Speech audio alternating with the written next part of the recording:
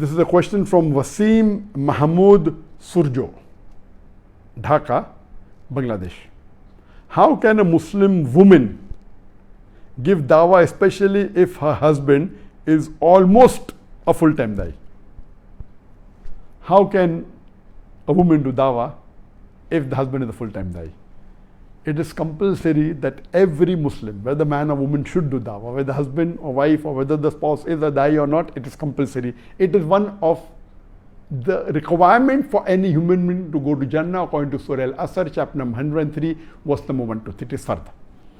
Now, how can do? I would say that if a woman, her husband is a full-time da'i, all the more easier to do for her to do dawah. Similarly, for a husband, if the woman is a full-time da'i, for him to do dawah is much more easier. As Allah says in the Quran, in the same verse of fasting in Surah Baqarah chapter 2, verse number 187, Hunna libasul lakum wa antumna libasul lahunna. That you are their garments and they are your garments. If both husband and wife are da'is, it is excellent. It's much more easier. And while women are doing dawah, you should be careful that you should not break the rules of the Sharia.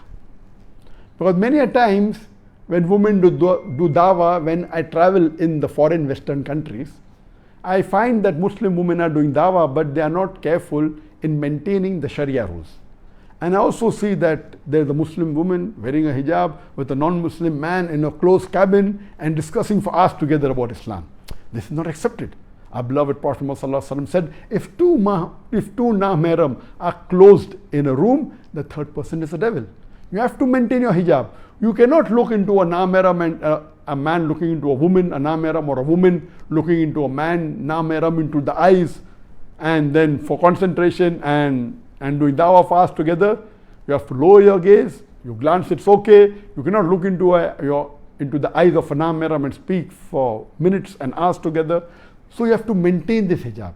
While giving to dawah one-to-one, it is preferable a man does to a man and a woman does to a woman. Only if a speciality is required, a woman cannot give the answers, and if the woman goes to a man for seeking answers, you should see to it that there is a mahram.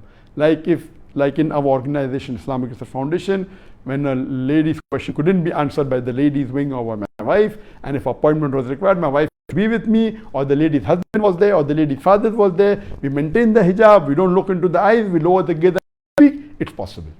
But the best is man to man and woman to woman when it is one to one. Otherwise, while writing books, of course, a man writes a book, everyone reads, no problem. Woman writes a book, everyone reads, no problem at all. While giving lecture, it is preferable a man gives a lecture. There's no problem being a mixed gathering. But if a woman is giving a lecture, it is preferable that the audience should only be females so that she can maintain a hijab and she can maintain Sharia.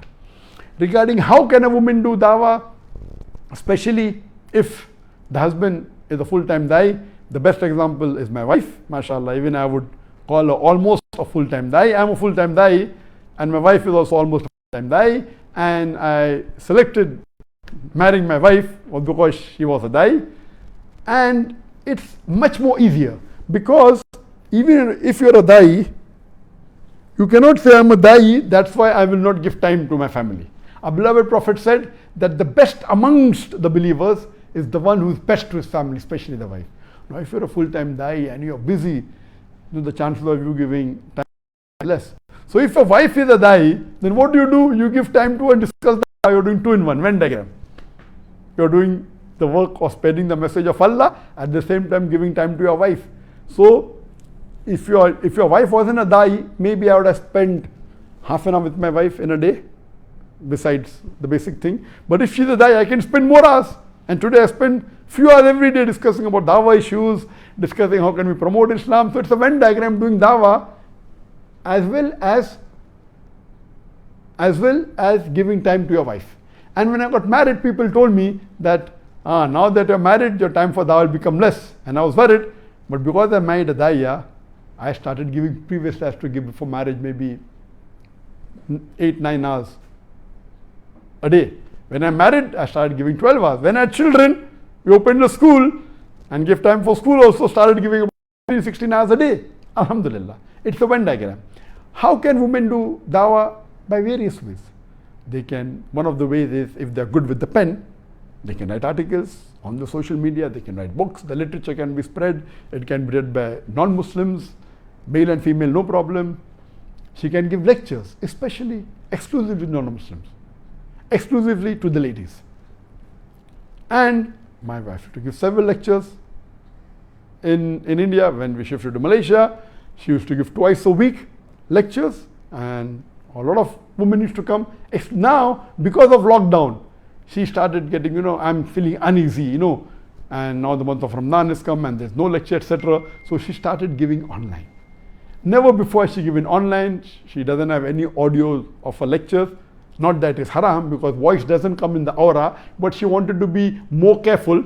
So for all these years, more than 25 years that she has done Dawah, we have restricted any video recording, we have restricted audio recording, but now the situation was such that we are going to be locked down for 2 months and not doing Dawah for 2 months. She could not. And she asked me, I said, no problem. All the scholars agree that voice of a woman doesn't come in aura. So she started giving online on webinar. Then I told her, why webinar? Go on the Facebook. So now when she comes on the Facebook, there's only an audio live lecture with PowerPoint presentation. She is not seen in the webinar or on the Facebook, but a PowerPoint. There's a PowerPoint which keeps on changing depending upon what she's speaking. So she's not seen, because that is preferable. Because if you have a lady and the close-up is there may be namehram, there may be gents coming, it may break the hijab. So I'm not in favor of women coming on videos, and it's a high chances the hijab can be broken. So she is doing on audio. If they're coming in niqab, then no problem. But I prefer an audio with a PowerPoint. And she has started. First it was initially only a webinar, and there are a few hundred people coming. Now, just last Sunday, she went on the Facebook and more than 1,200 people heard her and saw the PowerPoint presentation. Inshallah, when time rolls, the audience would become bigger, the reach would be much more, inshallah. So Dawah can be done in various ways, but preferably the woman should do Dawah to the woman and take care of the woman problems, because a woman can take care of the woman problem much more, like asking questions on the thing of Islam, about fasting, about the women issue. A woman will be much more comfortable to ask a woman. So in these cases, of course, and if she is the wife of a dai, all the more reason easier, they'll understand each other better. And many a time when we go, I travel a lot, I've given lectures in more than 40 countries of the world, and my wife has accompanied many times, and she has given lectures in more than 20 countries of the world, and my children maybe more than 10 countries of the world. When we go many a time as a family, when I accept an invitation, they even call my children and my wife. So we go to a conference or exclusive lecture organized for me, series of lecture. I and my son speak to the gent. My son gives the talk for half an hour, 45 minutes. Then I give a talk for about 1 hour, 15 minutes, 1.5 hours, followed by question answer session. Simultaneously, not at the same time, but the same day, maybe in the morning, my lecture is in the evening. At a different time, there's a separate exclusive gathering of women. Like when we went to Indonesia, there were thousands of women, 5,000, 3,000, 2,000, and it was exclusively lady gathering. And my daughter spoke first, then my wife spoke. And it was an 11-day lecture tour. After the lecture tour got over, we extended for 2 days, and we had only family time. So it's a Venn diagram. We are serving Allah subhanahu wa ta'ala for His commandments, doing Dawah with the children, with the family. So the full family, the dai, it is nothing better than that you can pray to Allah subhanahu wa ta'ala. So I request that all the brothers and sisters see to it that if you can make Dawah as your full-time profession, it's the best profession. Allah says in the Quran in Surah Fussilat, chapter number 41, verse number 33, Allah says, وَمَنْ أَحْسَنُ قَالًا مِمَّنْ دَعَا إِلَى اللَّهِ وَعَمِلَ صَالِحًا قَالَ إِنَّنِي مِنَ الْمُسْلِمِينَ. Who is better in speech than one who invites to the way of thy Lord, works righteously and says that I am a Muslim. The best profession according to the glorious Quran, according to Allah subhanahu wa ta'ala, is a dai. So if everyone in the family is a dai, nothing like it. If you cannot be a full-time dai, at least be a part-time dai. Don't be a spare-time dai, but at least be a part-time dai.